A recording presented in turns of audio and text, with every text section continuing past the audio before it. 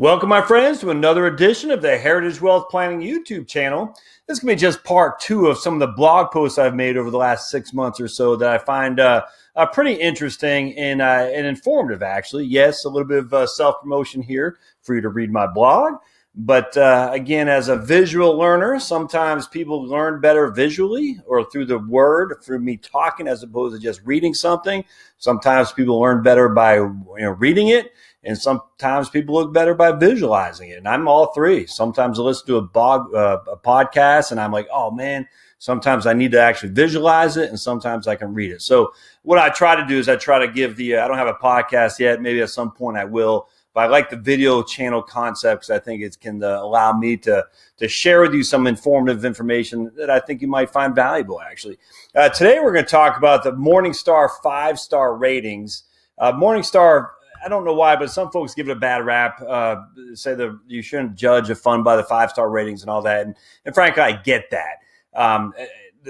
The issue is that Morningstar itself doesn't sit there and say, oh, our 5-star fund ratings, move the clouds for Morningstar is coming through their ratings. They don't do that. They do a very thorough, very unbiased analysis of funds, and they give them ratings based on a bunch of different metrics, which I won't get into too much detail here. But what I do like about Morningstar is they don't just stop there. They actually look to see what the history has been on the ratings of 5-star funds. And that's good. So that's fair because not only are they saying this is what we say you should do, but they're saying this is what happened if you did this as opposed to just pretending it didn't exist. And if you've been around at all, and I have been, you'll remember in 1999, folks who are now touting various investment schemes or touting various investment schemes back then, and a lot of people went bankrupt. 2007, no one was predicting the market to go down. No one did, and yet it did, and yet the same people are still touting the same investment prowess as if they have it. I just don't get it. Whereas Morningstar, on the other hand, will say, we're going to research what we've shown you, and you can do your due diligence there and make a decision based on that alone. And I actually like that quite a bit. So I'm a fan of Morningstar. I am not a fan at all of the various mutual fund companies, though, touting their 5-star funds. It actually drives me crazy because these same fund companies, and trust me, I've been there. I've seen these companies as in my previous employ, will say, look at our 5-star funds, as if that means that I just hate that, because essentially what they're saying is 5-star funds are what you should invest in and nothing else. And there's some validity to that. I'll show you here in just a second, but it's not that much, frankly. And so if you're going to tout your 5-star funds and that fund falls on hard times, and then you're going to tout another 5-star fund because the 5-star fund that was it became a 1-star, and now the 1-star fund is now a 5-star. I mean, it's back chasing. You're chasing performance, and you shouldn't do that. One thing I know for a fact in investments, there's a fund called the Legg Mason Value Trust. And let me just hear me out for a second. The Legg Mason Value Trust was the only fund to have beaten the S&P 500 for like 15 years in a row. A guy named Bill Miller ran it. He was the cat's meow on all these mutual fund companies' websites and all these financial magazine, the front cover, is a guru, Bill Miller this, Bill Miller that. And to his credit, he said it's luck. I mean, he said, I just happened a couple times to get lucky on the last day of the trading year. He didn't say it's because I'm so smart. And then in 2007, going into 2008, the fund just took on a chin and got hammered. And literally within 18 months' time, what was previously a 5-star fund rating went all the way down to 1-star. The same guy's running it. So the previous 15 years, Bill Miller beat the S&P 500 every year. No one else even came close. The 18 months later, he couldn't get a free cup of coffee at McDonald's. It's crazy. Now, he's still in the business and all that, and I don't know what he's doing anymore. He's running money. I just don't know how well he's doing it. But it just shows you that, how quickly things change. For a 5-star fund can just have a bad year and suddenly be falling, the 1-star fund, and then everybody hates it. Whereas those same people were loving it 18 months previously. It's just, it actually is annoying to me. All right, so let's just show you. But one of the things I do like about 5-star funds And this is my blog post, joshscanlon.com. Again, I haven't moved this over yet to Heritage Wealth Planning. I'll probably do that here today when I get off the horn here. But anyway, one thing I love about Morningstar is that they analyze their own rating system. They actually give us the results of what the rating system shows you. And I think that's pretty interesting. First thing to understand is only 10% of the funds actually get 5 stars. All right, 10% of the funds, that's it. So a very rarefied air. Now, the problem with that for Morningstar is because it doesn't take much for one or two. We'll go back to Bill Miller. Bill Miller falling off a cliff like it did from 2007 to 2008. He's just one of the 10% that get the 5-star.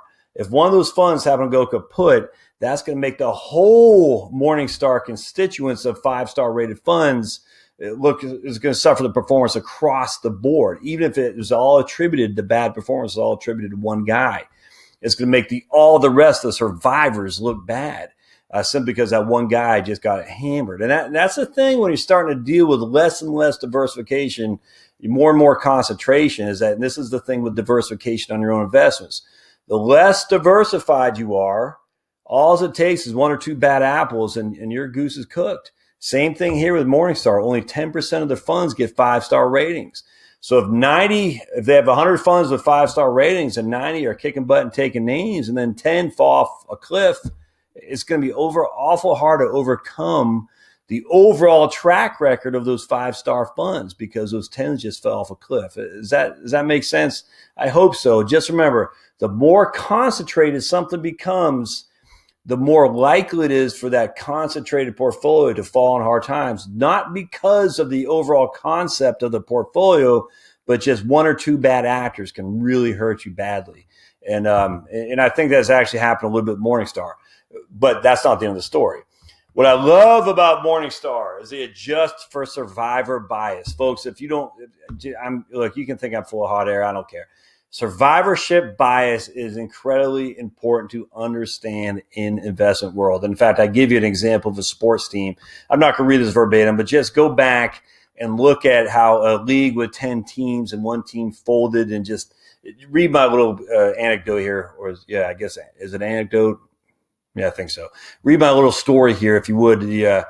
I'm telling you right now, survivorship bias is hugely important to understand, because the bad guys don't survive, the good guys do, which inherently makes the good guys look better on average. Makes the good guys look better. As long as you survive, it'll make you look better than average because the bad guys fold up and they go kaput. And I use an example, if you like football, about an NFL survivorship bias and how that could affect the NFL teams as a whole.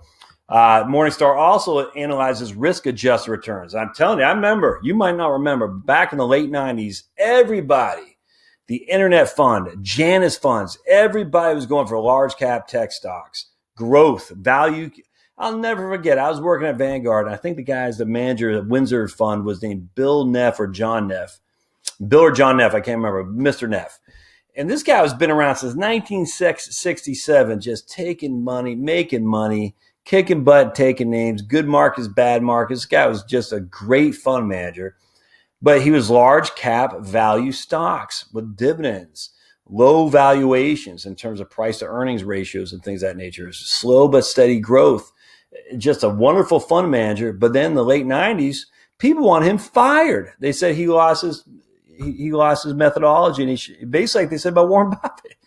And I'd never forget this. I remember I used to work at Vanguard. People would call in and say, they got to fire that guy. He stinks. I want to go to the Capital Opportunity Fund or the Small Cap Growth Fund. I remember it was like yesterday. And those people got killed. When you look at the market history from 2000 and 2001 and 2002, everybody always focuses on the S&P 500. S&P 500 was down 9, 11, and 22% respectively. But that's not the whole story, because a lot of people had large cap growth stocks. The S&P 500 is value and growth stocks combined. So if you're only focused on the S&P as a whole, the value stocks, which didn't get pummeled nearly as much, if at all, they allowed for that 22% to look. They basically allowed for that 22% to look not as bad. But if you're on the growth stocks, which most people were, you would have loved to only been down 22%. You would have been down.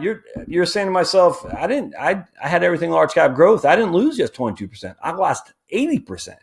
But because the large cap value was there to rescue the index as a whole, it was only down 9, 11, and 22% respectively. But that is not true for a lot of investors who had everything tied up in crazy stuff like the internet fund and Janus.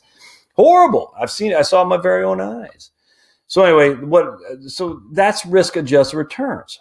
If you throw all your darts at one target, if you hit the target, you're multimillionaire. But if the moving target and you keep missing, at some point you're going to run out of darts. And when you run out of darts, there's no escape. You're dead. You're done. You're doomed. You have no money left.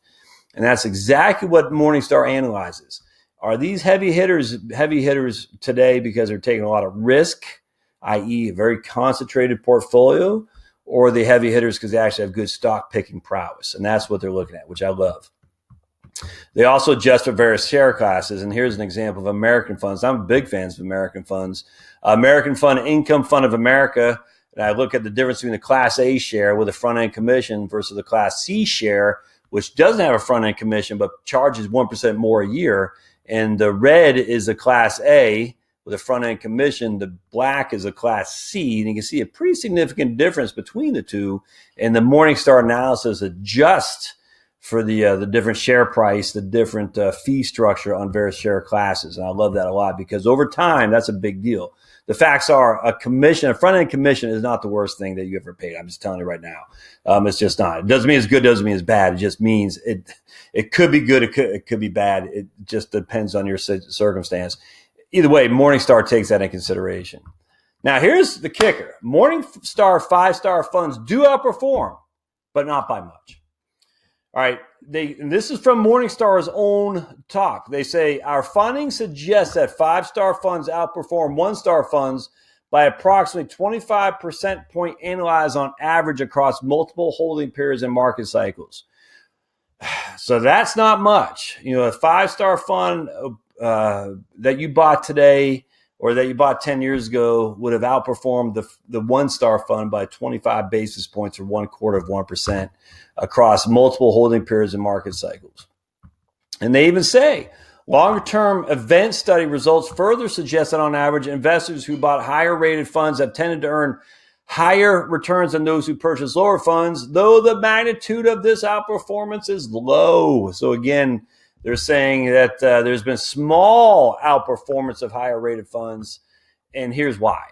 The reason for that is likely caused by the star ratings' high correlation to fees. High correlation to fees. So the higher rated funds typically have lower fees. The lower rated funds typically have higher fees. And thus, it's not fund manager per se. It's the fees the fund manager charges. Now, over time, these differences accumulate in economically significant ways, which I'll show you here in just a second.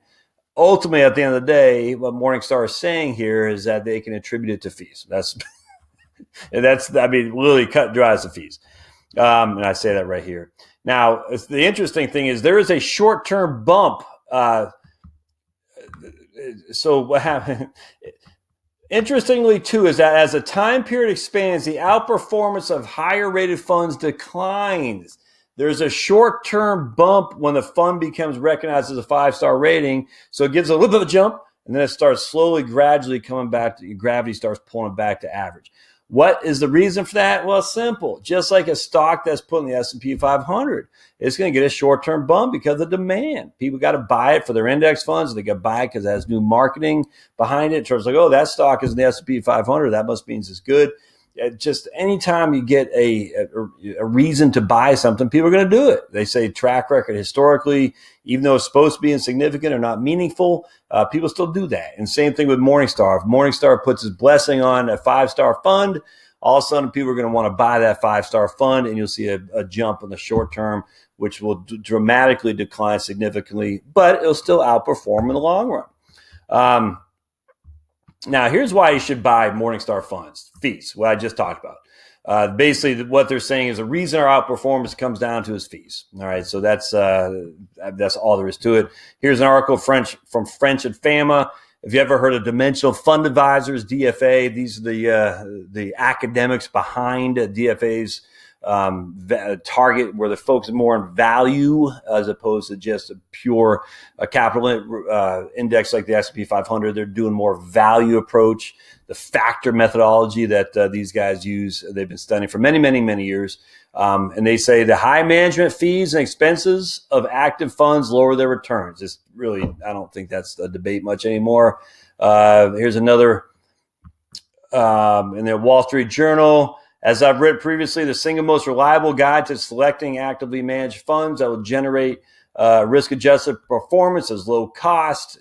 I mean, again, this guy who wrote in the Wall Street Journal is saying that you don't even need Morningstar to figure that out. I disagree with that. I mean, if I can see Morningstar, the 5-star fund, just very quick and visual, or I got to dive through the Wall Street Journal mutual fund charts, I'd rather look at Morningstar, because Morningstar is doing the same thing anyway. They're saying at the end of the day, the reason for the adjusted outperformance is because of the fees. That's what they're saying. And Morningstar itself talks about I have lots of links in this article, and I'll link to this article in the show notes. The expense ratio is the most proven predictor of future fund returns, folks. The expense ratio. Now, my previous video on this topic about expenses, I just talked, I'll link to it right there. That's why I'm doing that. As we talked about expenses, but also trading costs are part of that, but they're not part of expenses. Trading costs are significant, but you can't see them. And I gave you some examples of what you could do to look at trading costs, relative expense ratios, combine the two to get a good gauge of what the fees you're going to pay would be. The first and foremost one would be the expense ratio. You can see right on Morningstar's website what's the expense of a fund. And again, the example I used in that video last time was the Fidelity Magellan was 0.65. The average fund is 1.18. That's a pretty significant difference there. All right. Longevity. And again, going back to the survivorship bias, 5-star funds were also more likely to survive a full event study horizon than lower funds. So essentially, the Internet Fund is no more, but Fidelity Magellan still is. Just give an example there. The Windsor Fund is still around. Those Janus funds and forehand funds. I remember forehand. I don't even know what those folks are. I don't think they're even still around. Janus funds changed methodology greatly, and they're a minor player now, but back then they were huge. And this is it. The 5-star funds did not suffer from survivorship bias. They stayed. They're still active. Other funds are not. And that's a huge thing. And lastly, outperforms. The facts are the average Morningstar 5-star fund did outperform by 25 basis points. And like I say in my article here, if we each put $100,000 in a fund and I got 5.75 on my returns and you got 6% on your returns, you'd have $5,000 more in your account than I would. I mean, that's real money. And that might not seem like much, but $5,000, I mean, shoot, that's a trip to Italy or something like that. And that's real money. So just going on Morningstar's returns, it would have been more risk adjusted, more likely to survive than your fund, and outperformed as well, and have lower fees. I'll take that. Absolutely. I'll take that any day of the week. I would have had more money than you. And so Morningstar, and this is from them, they reward longer-term performance, low volatility of returns, low fees. What can you ask for? So using Morningstar's highly rated funds, they reward longer-term performance, i.e. the funds that they give good ratings to are still around. They don't go kaput. Lower volatility of returns. So they're more stable, less up and down, and low fees. So outperformance, lower volatility, and lower fees, that's win-win-win in my opinion. Even if you're only getting a little bit of performance bump, it's still better than nothing. Lastly, when it comes to bond funds, there's no debate. Fees are the predominant thing on bond funds. There's just no debate about that. So Morningstar 5-star ratings for stock funds, we can debate toward the blue in the face. Maybe 25 basis points is not enough for you to say I have Morningstar. On the bond side, you're wrong if you think that. Morningstar 5-star rated funds on the bond funds are specific to just what we talked about. Longer term performance, low volatility, and lower fees. And the likelihood of a high fee rated fund on the bond side outperforming a low fee rated fund is exceptionally low And frankly, the only way you can really do that is by leverage, taking on a whole lot of risk. There's just not that much opportunity for prowess on the fixed income side, the bond side, when you're facing high fees. They're just not. So if I'm looking at a bond fund, I'm going right away to Morningstar 5-star ratings. Absolutely. Without question, without qualification. Stock funds, maybe not. I still would, but you don't have to. But bond funds, absolutely. All right. Hope this helps, guys. I do think Morningstar is worth your look for sure. Certainly better than diving into Kiplinger's or all these Wall Street Journal stock pay. I mean, my goodness, just make your eyes glaze over. Just buy a 5-star rated fund. Make sure you're diversified and just sit on it, and you'll be just fine. You'll be just fine. All right. Comments, thumbs up. Don't forget to subscribe and hit that notification bell to be made aware of future content on the Heritage Wealth Planning website, YouTube channel. Thanks, guys.